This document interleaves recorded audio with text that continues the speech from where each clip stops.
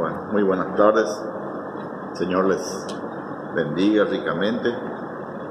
Queremos continuar con nuestro estudio del Evangelio según Juan. Estamos en el capítulo 7. Si quieren acompañar, vamos a leer los primeros versículos del capítulo 7 del Evangelio de Juan. Vamos a leer hasta el versículo 9. Evangelio según San Juan, capítulo 7,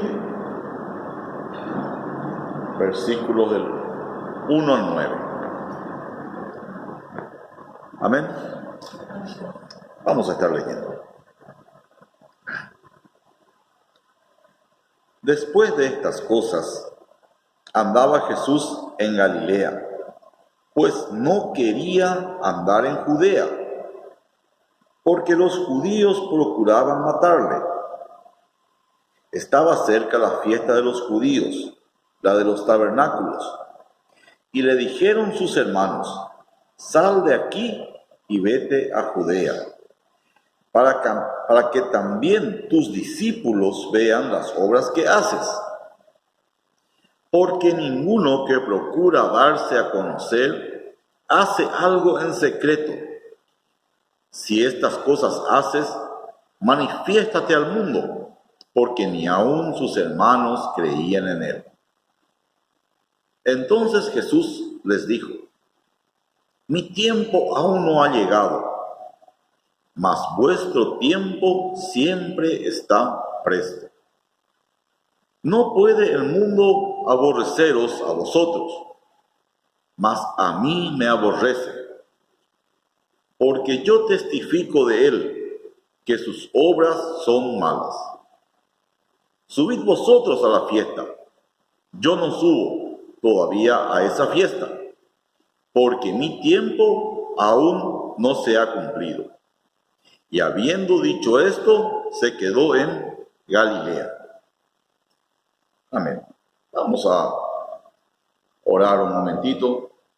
Vamos a pedir el auxilio del Señor para poder recibir algo de su palabra. Señor, Padre eterno, bendito Rey, Padre de luces, soberano de la tierra, de los cielos, del universo. Delante de ti nos presentamos, Padre, en el precioso nombre de tu amado Hijo Jesús, nuestro Señor y Salvador. Y en su nombre te pedimos auxilio, Señor. Necesitamos ser alimentados, tenemos hambre de tu palabra, hambre de ti, Señor mío. Queremos conocerte un poco más. Queremos ver la realidad. Queremos ser edificados con tu palabra, con tu espíritu. Tú habías prometido que donde hay 2 o 3 reunidos en tu nombre, ahí estarías tú y tu espíritu para ministrar. Aquí estamos, Señor, reunidos en tu nombre, leyendo tu palabra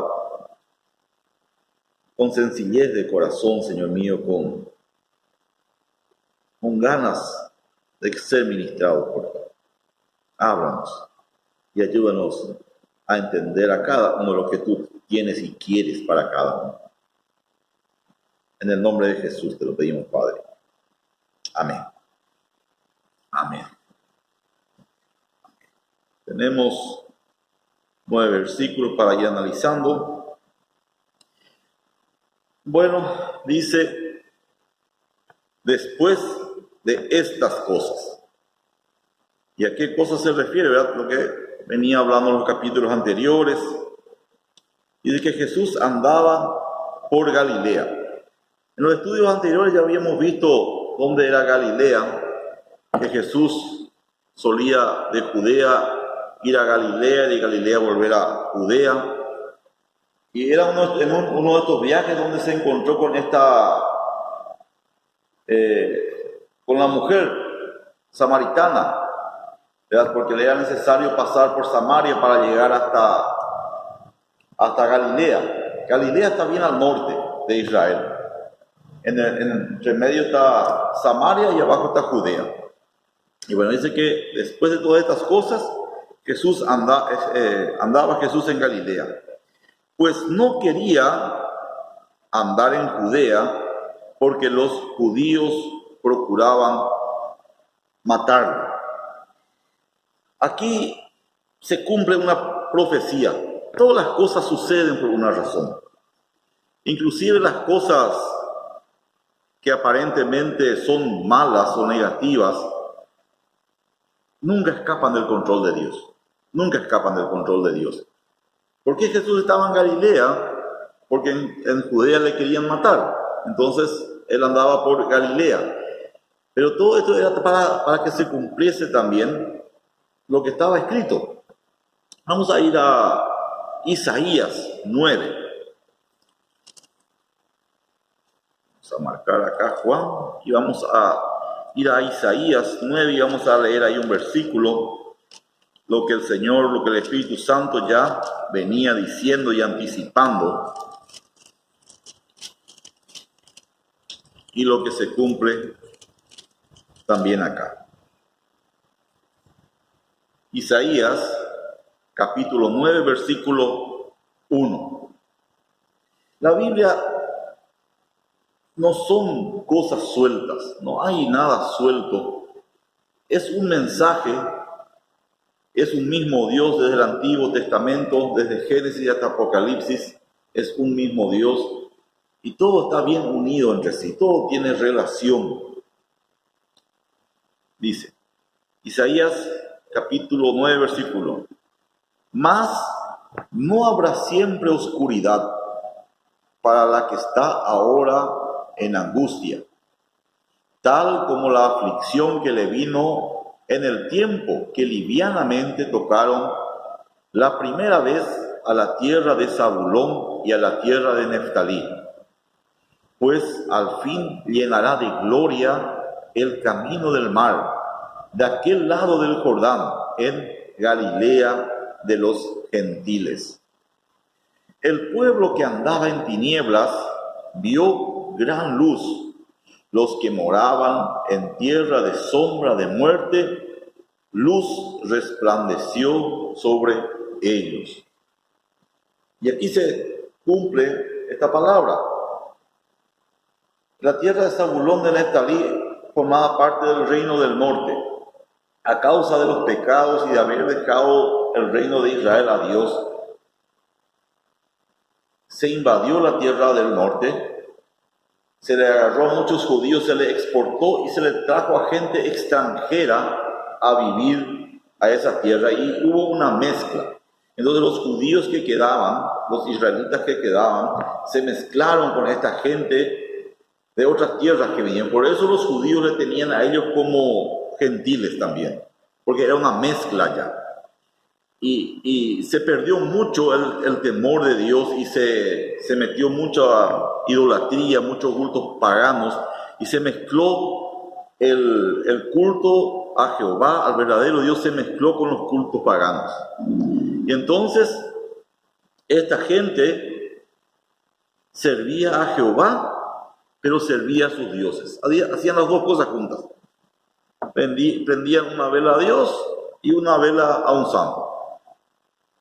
Oraban a Jehová y oraban a Moloch y oraban cada uno a su Dios.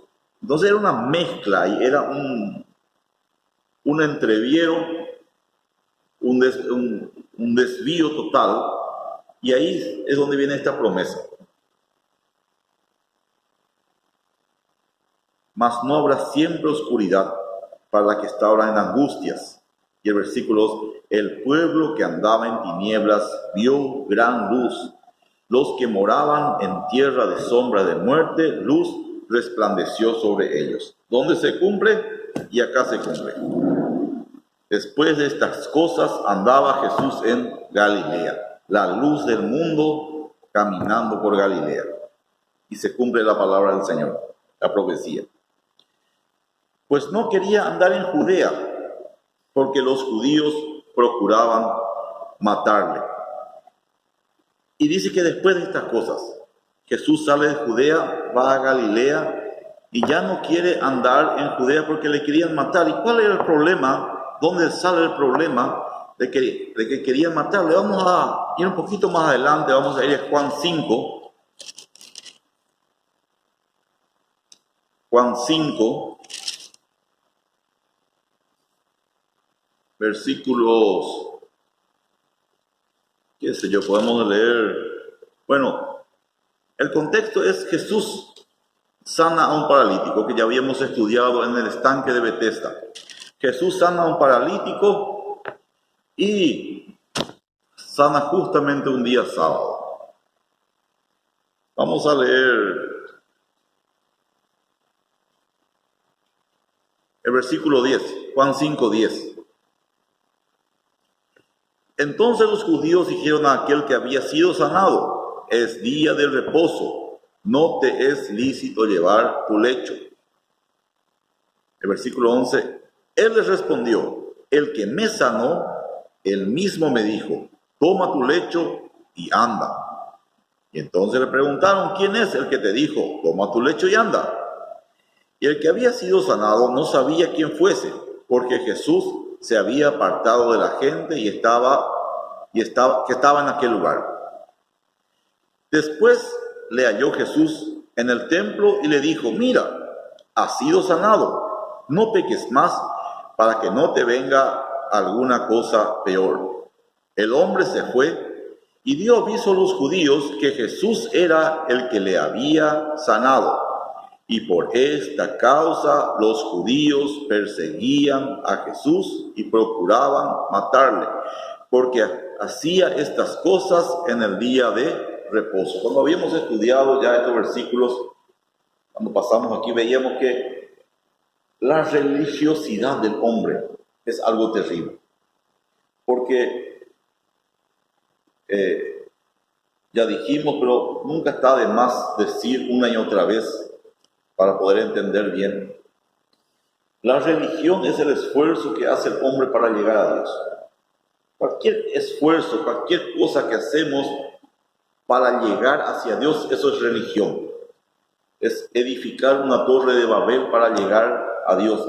Y gracia es cuando el hombre, sin merecer, sin ningún mérito, Dios se rebaja hasta donde está Él para salvarlo.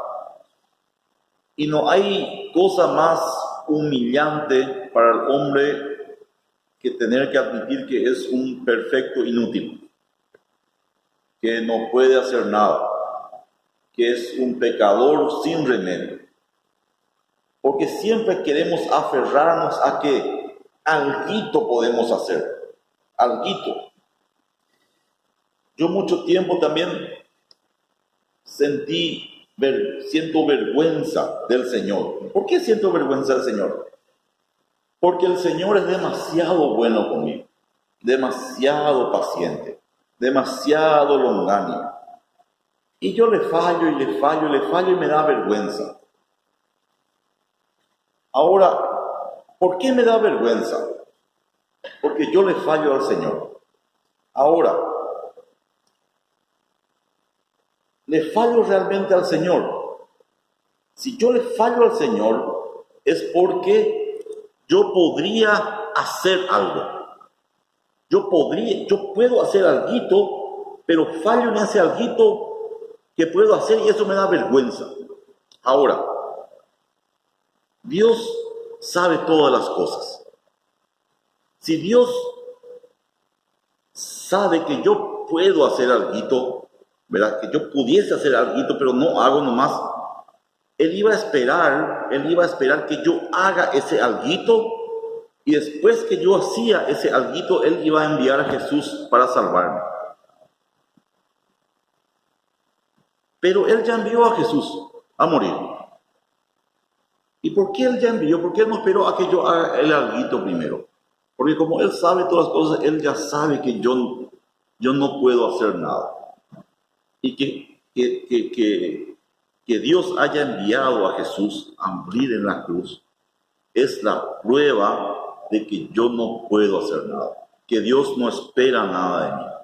Que Dios sabe que yo no puedo hacer nada. Que Jesús haya venido y muerto en la cruz es la prueba de que Dios no espera nada de mí. Porque Él ya murió. Porque si no, Dios iba a esperar. O que cualquier hombre, si cualquier hombre pudiese hacer algo, Dios hubiese esperado eso. Pero como ningún hombre puede hacer nada, y la prueba es que de que Dios el Padre ya envió a su Hijo y Él ya murió. Por esa razón, esa es la prueba de que no podemos hacer nada. Y eso es terrible. Romper la religiosidad, romper el culto, eso es terrible para el hombre. Y ellos querían matarlo.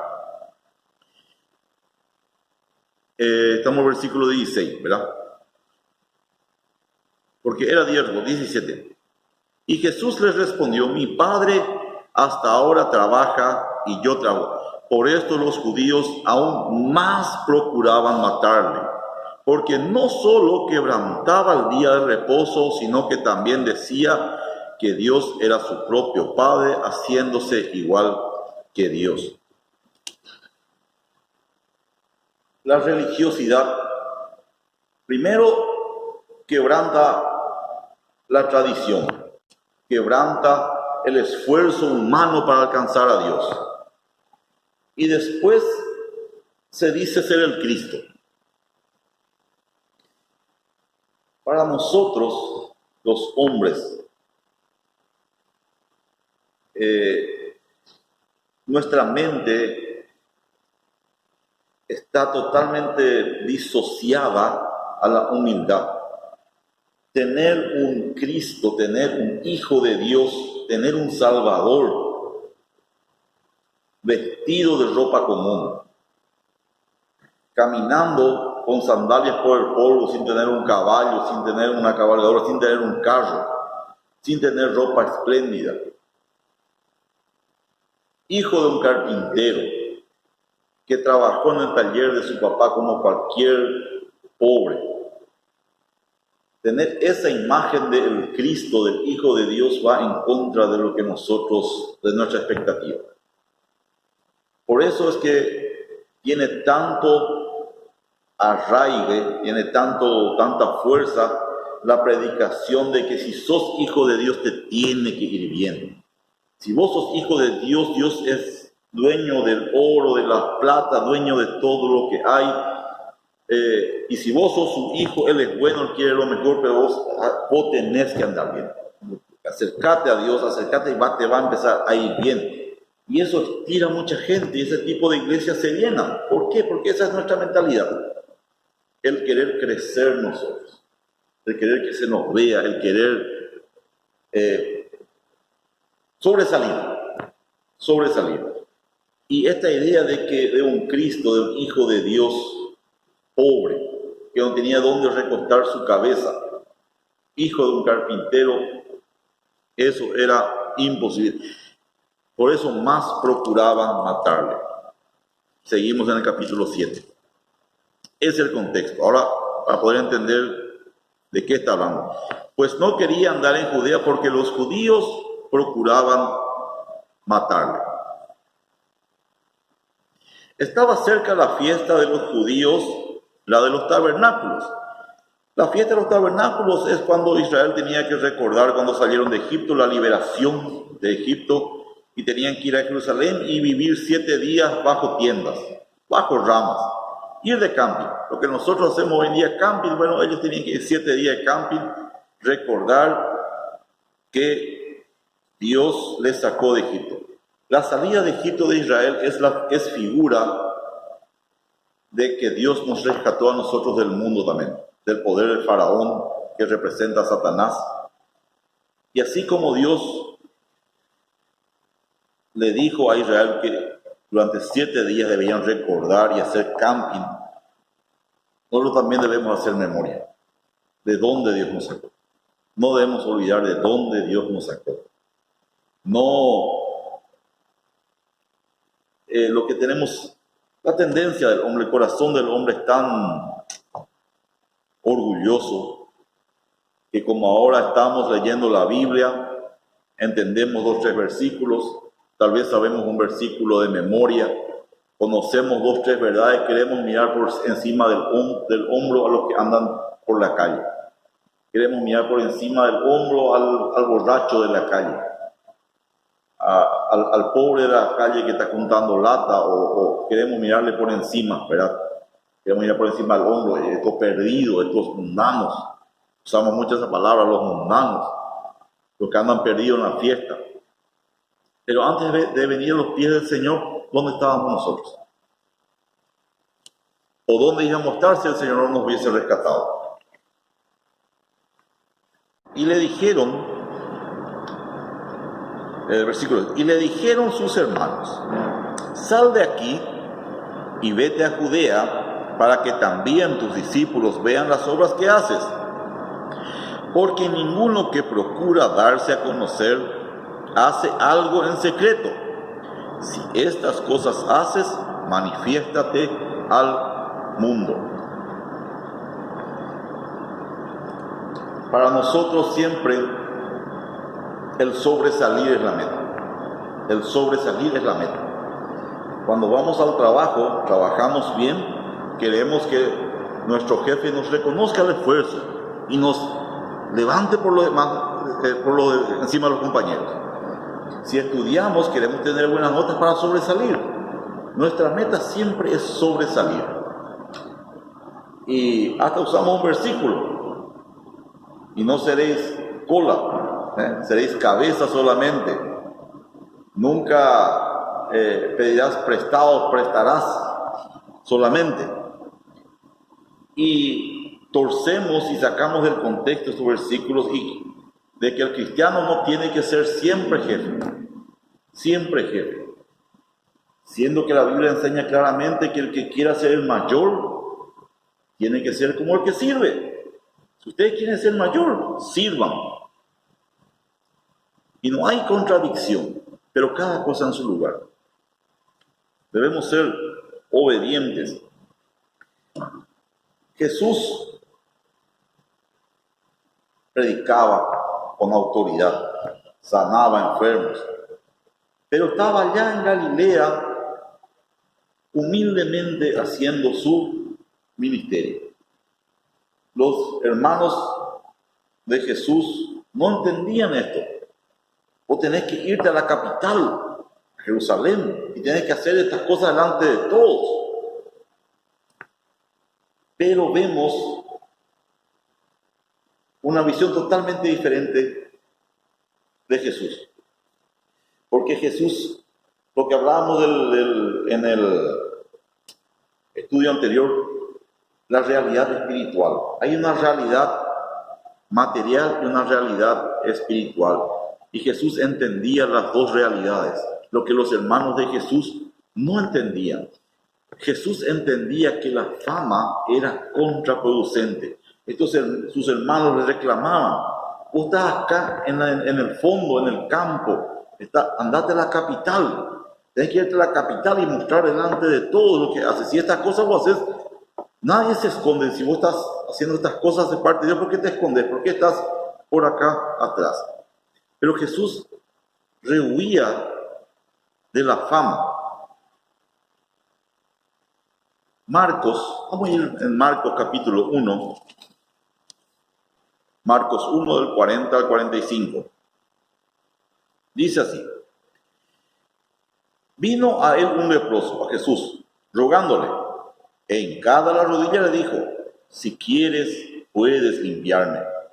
Y Jesús, teniendo misericordia de él, extendió la mano y le tocó, y le dijo, quiero, sé limpio. Y así que él hubo hablado, al instante la lepra se fue de aquel y quedó limpio.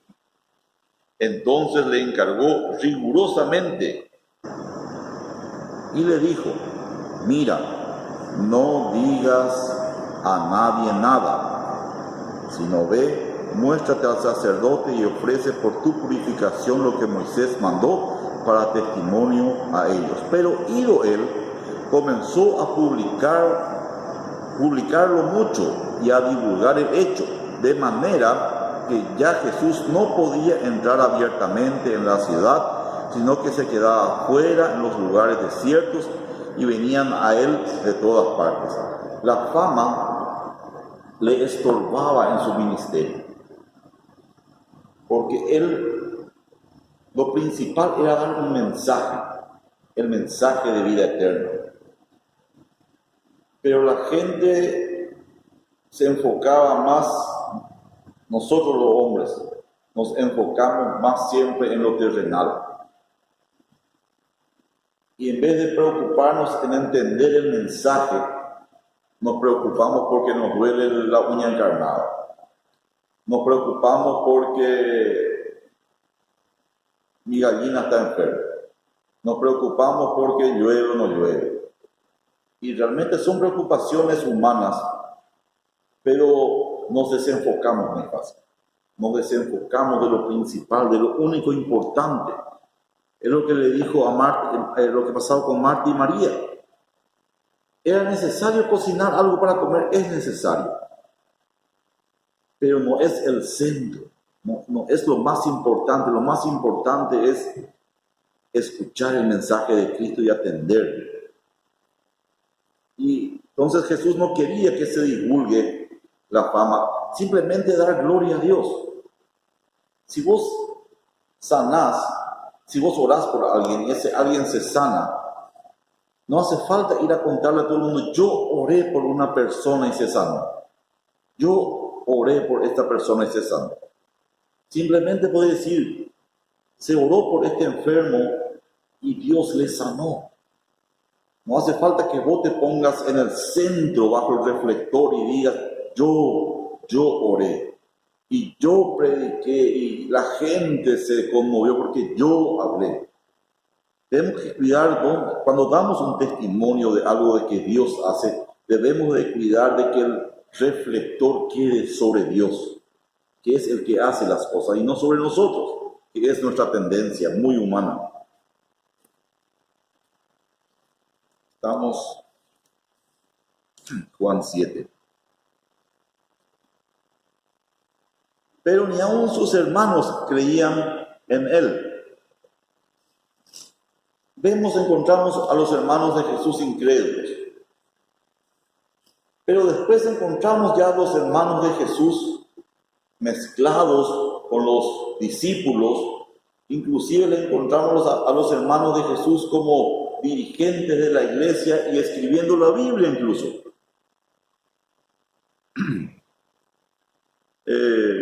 Hechos 1:14.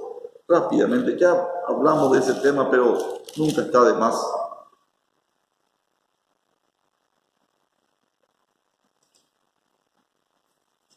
Dice Hechos 1:14.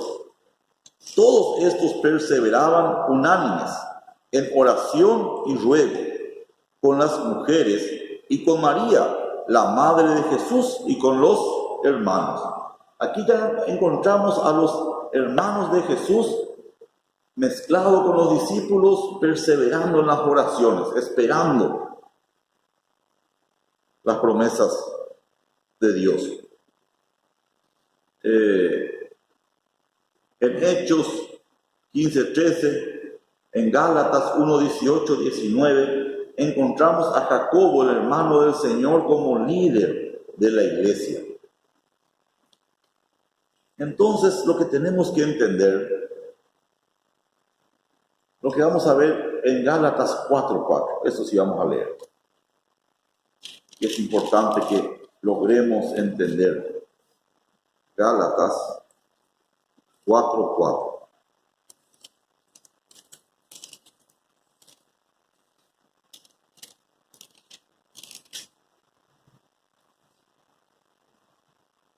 Amén. Gálatas 4:4.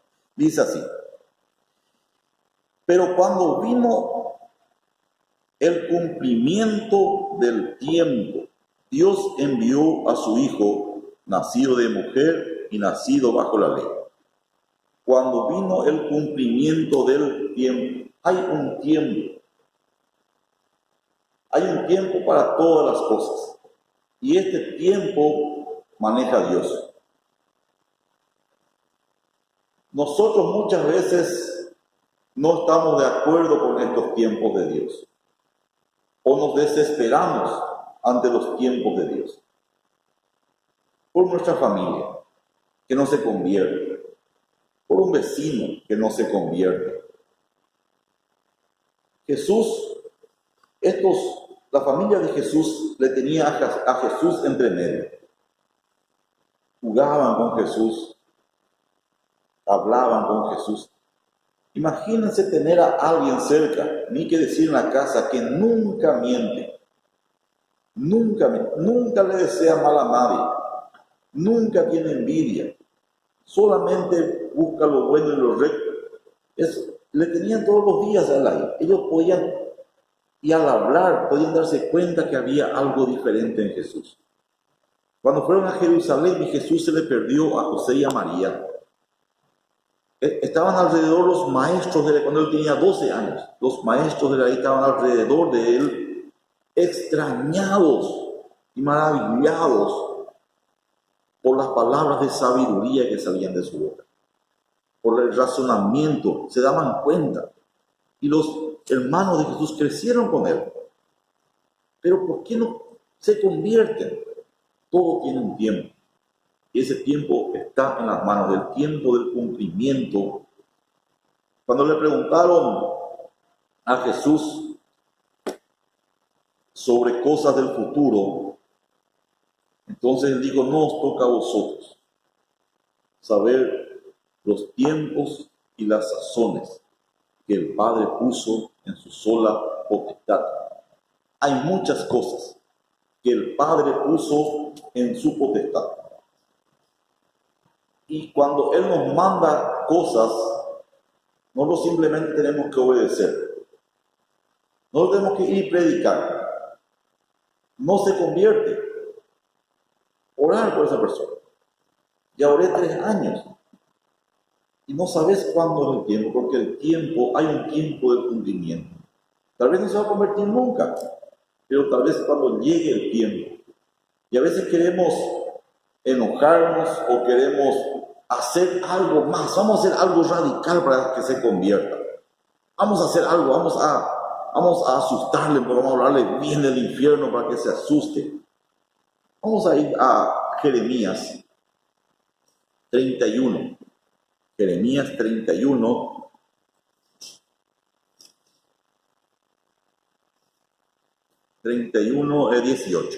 Jeremías 31, 18, dice así: escuchando, he oído a Efraín que se lamentaba. Me azotaste y fui castigado como novillo indómito. Conviérteme y seré convertido, porque tú eres Jehová mi Dios. Efraín, bajo el castigo, bajo los azotes, se daba cuenta que su corazón era duro. Él mismo se daba cuenta: Señor, socorro, me quiero convertir pero no puedo. Quiero ser un hombre de fe pero no puedo. Yo quiero creer, quiero caminar con fe, quiero creer en tus promesas, pero no puedo. Soy un incrédulo. Conviérteme, Señor, conviérteme y seré convertido. Hay que pedirle socorro al Señor. No hay que ser hipócrita y engañarnos a nosotros mismos. Nosotros también tenemos esa tendencia de querer no solo engañar a los demás, sino querer engañarnos a nosotros mismos. Dios envió una palabra para Acab, para que iba a tener victoria. Era un desobediente, era un mundano de aquellos, este rey, pero Dios dijo: yo te voy a dar la victoria. Y para que vos veas que es cierto, que mi palabra es cierto, pedime una señal que te voy a conceder. ¿Qué respondió el rey? No, yo no voy a pedir señal, no voy a tentar a mi Dios, dijo él. Un incrédulo, no creía nada, pero él: no, yo no voy a pedir una señal.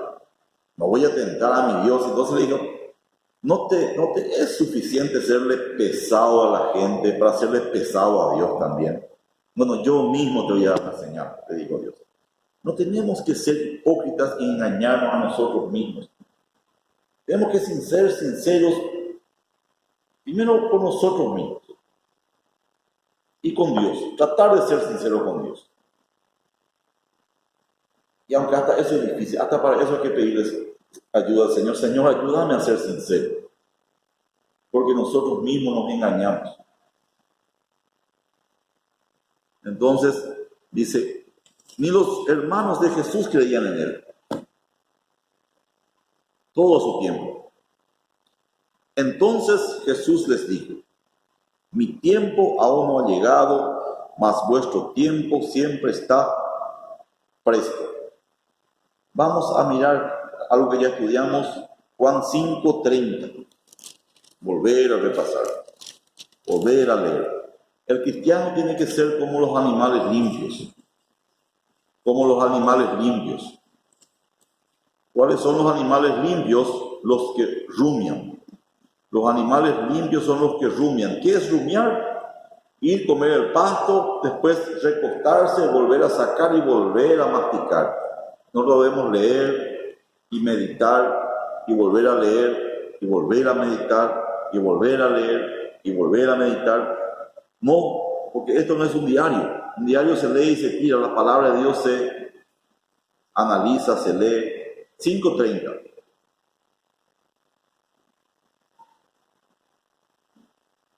No puedo yo hacer nada por mí mismo. Según oigo, así juzgo, y mi juicio es justo. Porque no busco mi voluntad, sino la voluntad del que me envió, la del Padre. Yo no busco mi voluntad, sino la del Padre. Mi tiempo aún no ha llegado. El Padre no le estaba llevando todavía. Y voy a quedarme acá hasta que mi Padre me diga. Esto también, Dios nos habla una vez, nos habla 2 veces y nos habla 3 veces. El hombre no entiende. Dios habla muchas veces, pero el hombre no entiende. Eso dijo Eliú en Job. Dios hasta 2 y 3 veces le habla al hombre de una y otra forma, pero el hombre no entiende. Israel, cuando salió de Egipto, delante de Israel iba una columna de fuego y una nube. Y cuando la columna de fuego se movía, Israel tenía que moverse detrás. Cuando la columna de fuego paraba, Israel tenía que parar. Y si era de día, la nube se movía, Israel tenía que moverse. Cuando la nube paraba, Israel tenía que parar. Cuando la nube paraba, Israel paraba. Cuando Dios decía que se moviesen, ellos tenían que moverse. Esa es nuestra vida de creyente. Tendría que ser. Así es como vivía Jesús. Jesús no se movía según lo que él le parecía, o según lo que él quería, o según lo que la gente pensaba o decía. Él buscaba la perfecta voluntad del Padre. Si nosotros queremos tener por Señor a Dios, debemos renunciar a hacer nuestra voluntad. ¿Cómo hacer eso? Pidiéndole socorro a Dios. Porque nosotros no vamos a hacer. Y no vamos a lograr. Porque nosotros, desde que el hombre cayó, es ególatra, egocéntrico. ¿Cómo cayeron Adán y Eva? Y seréis iguales a Dios. Y ese es el problema del hombre. Quiere ser igual a Dios, quiere levantarse, subirse al atrio que solo le corresponde a Dios. Entonces, ese es el problema. Jesús no hacía eso. El versículo 7. No puede el mundo aborreceros a vosotros, mas a mí me aborrece, porque yo testifico de él que sus obras son malas. ¿Cuál es testimonio de Cristo? La cruz de Cristo. vos tenés que morir. Vos tenés que... ¿Qué dijo Juan el Bautista? Juan el Bautista empezó su ministerio, arrepiéntanse, bautícense, arrepientan. Y dice que todas las ciudades de alrededor salían a Juan para ser bautizados por él. Vino Jesús, Juan le bautizó, Jesús empezó su ministerio y de repente los discípulos de Juan vinieron celosos de Juan, ¿verdad? Porque era su maestro. Señor, el que estos días estaba contigo en el Jordán, de quien vos testimonio, también estaba bautizando, aunque dice que Jesús no bautizaba, también estaba bautizando. La gente empieza a irse junto a él. ¿Qué vamos a hacer? Vamos a hacer una campaña para que no se nos vaya la gente. Vamos a cantar más música, vamos a poner música más alegre. ¿Qué vamos a hacer para que la gente se nos está yendo? ¿Qué dijo Juan? Es necesario que yo mengüe, pero que él crezca. ¿Qué dijo Jesús de Juan? ¿Y qué saliste a ver al desierto? Un profeta. Y yo les digo, más que profeta. De los nacidos de mujer no hay nadie más grande que Juan. ¿Por qué? Porque Juan entendió que él tenía que menguar. Y eso es lo que tenemos que... Y ese es el mensaje de la cruz. Que vos tenés que menguar. Que tu voluntad tiene que ceder a la voluntad de Dios. Y eso es veneno para la carne. Eso es... No hay mensaje peor que decirle, mirá, amigo, vos sos un perfecto inútil. Eso que vos pensás hacer, mirá, lo único que vas a hacer es desbaratar y romper lo que Dios está haciendo. Vos tenés que humillarte, pedir perdón y quedarte quieto. Estad quietos y conoced que yo soy Dios.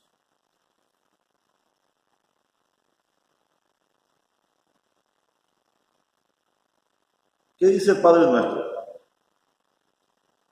Padre nuestro, que estás en los cielos, santificado sea tu nombre. Venga a nosotros tu reino, hágase tu voluntad. Debemos renunciar a nuestra voluntad. Debemos, y esa es la palabra de la cruz. Y el que quiera ser mi discípulo, tome su cruz y siga. Pero el Padre no le trae a Jesús.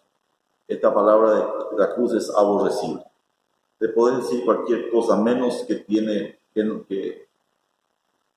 no puede hacer nada, que es un perfecto inútil. Porque esa es la palabra de la cruz. Subid vosotros a la fiesta. Yo no subo todavía a esa fiesta, porque mi tiempo aún no se ha cumplido. Habiéndole dicho esto, se quedó en Galilea. Salmo 46.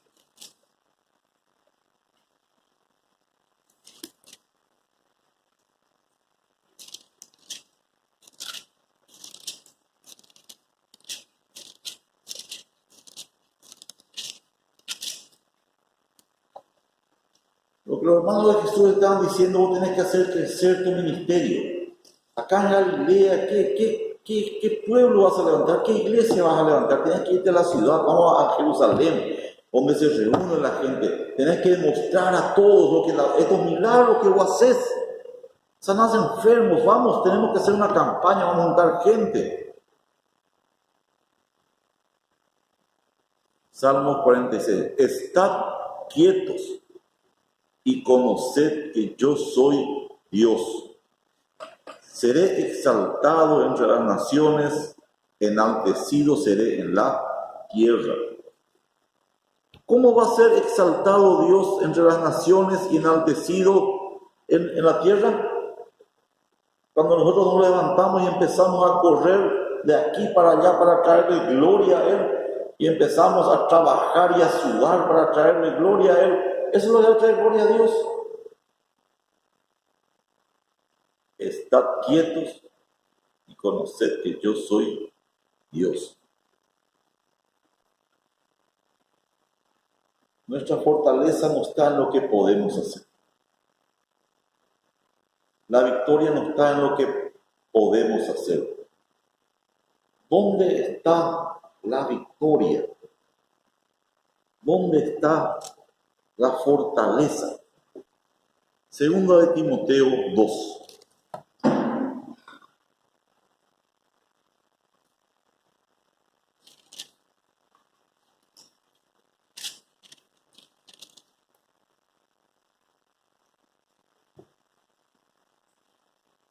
Segunda de Timoteo, capítulo 2.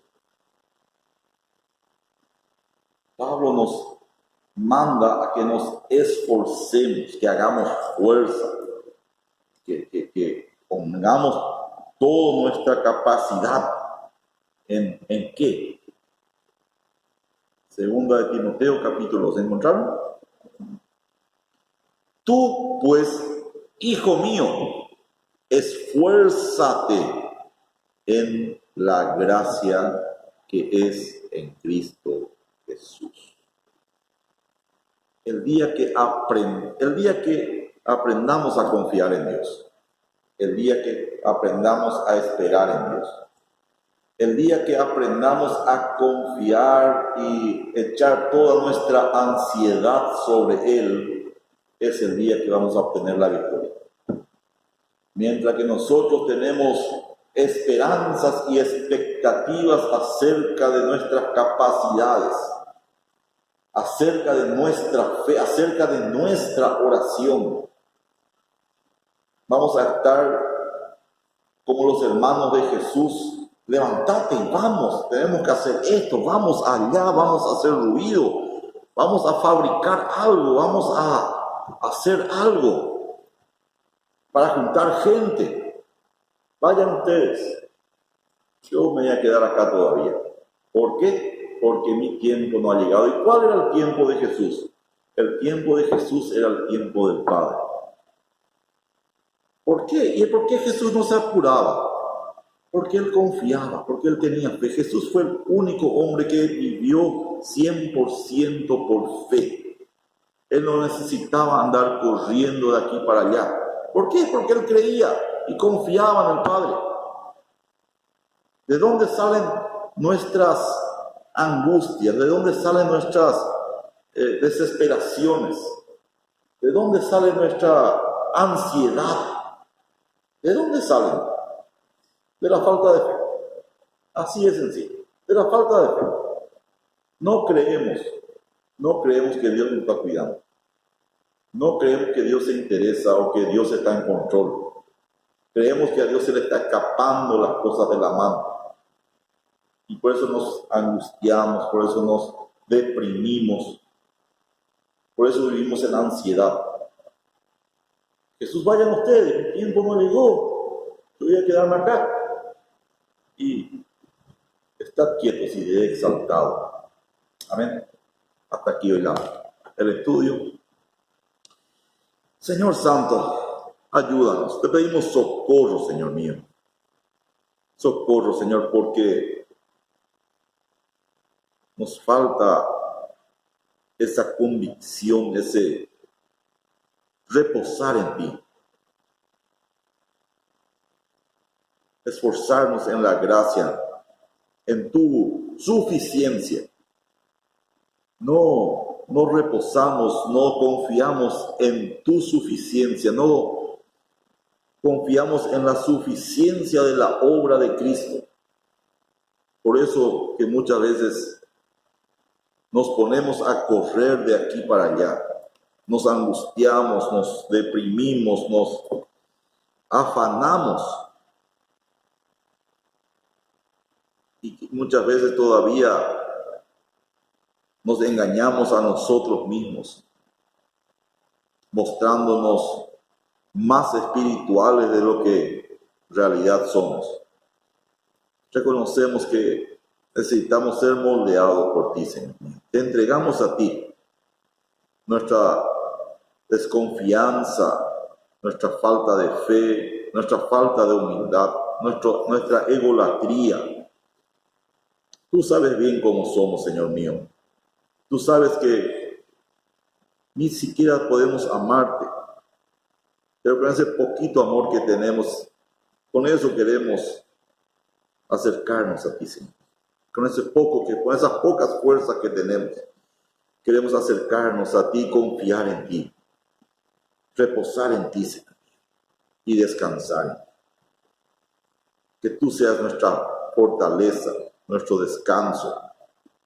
Sé tú nuestro pronto auxilio, nuestro libertador, que nosotros podamos entender esto y descansar en ti, descansar en tu suficiencia, Padre eterno.